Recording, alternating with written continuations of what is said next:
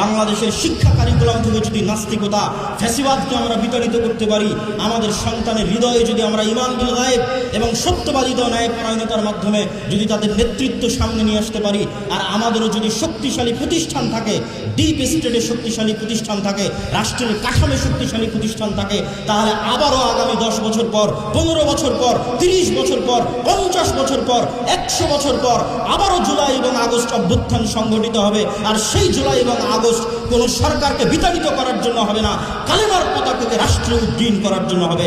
আল্লাহর ফেরেশতার উপর বিশ্বাস, নূরের উপর বিশ্বাস, গায়েবী মদদের উপর বিশ্বাস। আপনারা চোখের সামনে দেখেছেন 16 বছরের ফ্যাসিবাদ কিভাবে আল্লাহর গায়েবী মদদে পতন ঘটেছে। ইসলামিক বিপ্লব প্রতিষ্ঠিত হবে ইনশাআল্লাহ।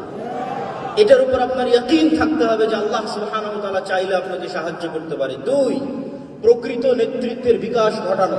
প্রকৃত নেতৃত্ব কোথায় থেকে আসবে? ন্যায়পরায়ণতা এবং সত্যবাদিতা হচ্ছে নেতৃত্বের অঙ্কুরোদ্গম, নেতৃত্বের বীজ ঘর।